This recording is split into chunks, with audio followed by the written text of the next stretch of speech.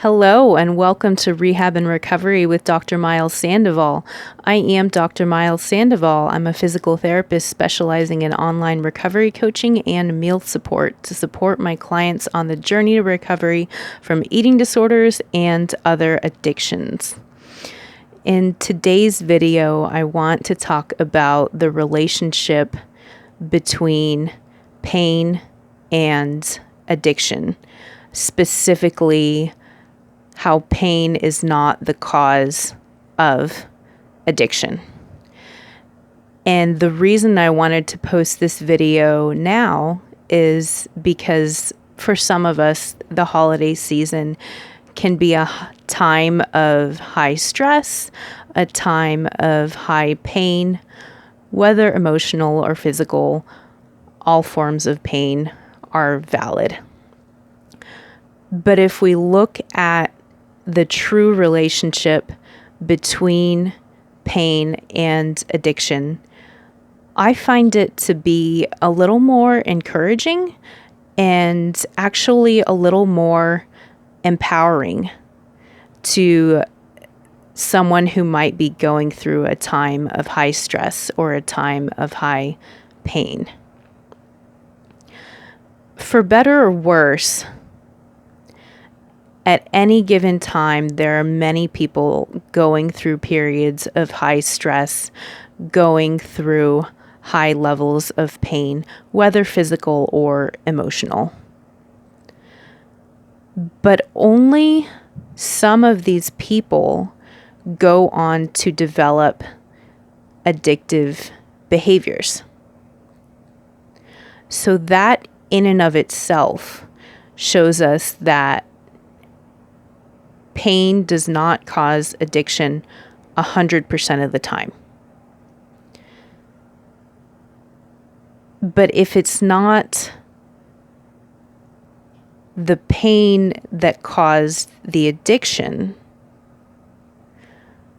what is it that caused the addiction in some of those people? When we have pain, we usually look for a way to cope with it. And different people cope with it in different ways. Some of them are healthier than others. So some people cope with pain in ways that are constructive by leaning on social supports, by leaning on different resources available to them.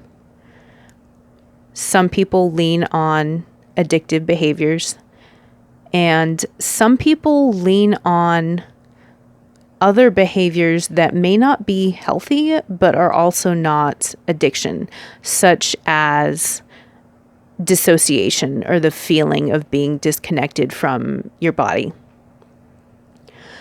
So we've got these several different responses to pain. And if we look at addiction as a form of escape,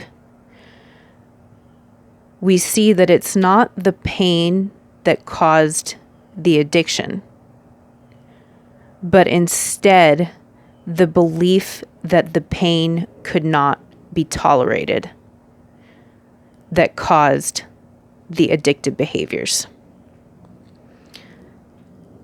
By itself, high levels of physical or emotional pain can be very trying. And I don't want to minimize anybody's experience because life is not fair.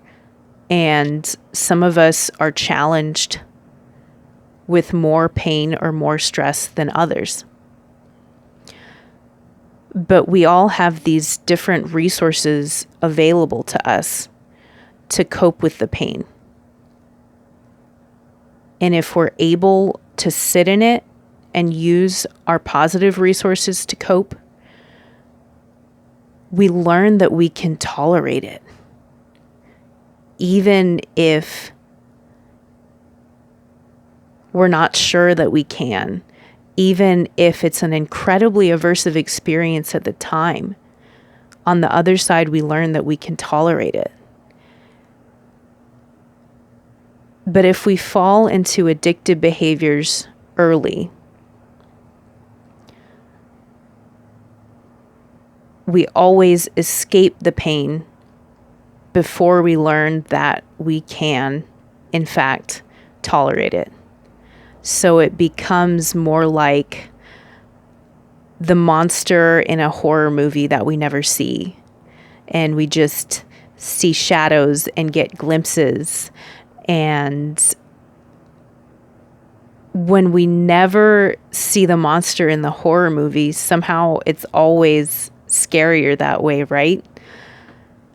And we create this for ourselves when we perpetually seek to escape whatever pain arises instead of sitting and facing and using our positive resources to tolerate that pain. Somehow that way, the monster becomes a little less scary. The reason why I wanted to make this video now is because, as I mentioned earlier, the holidays are a time of high stress, can be a time of high levels of physical or emotional pain. And if it's your first time going through high levels of physical or emotional pain in recovery, you might be worrying if you're doomed to relapse because of the pain.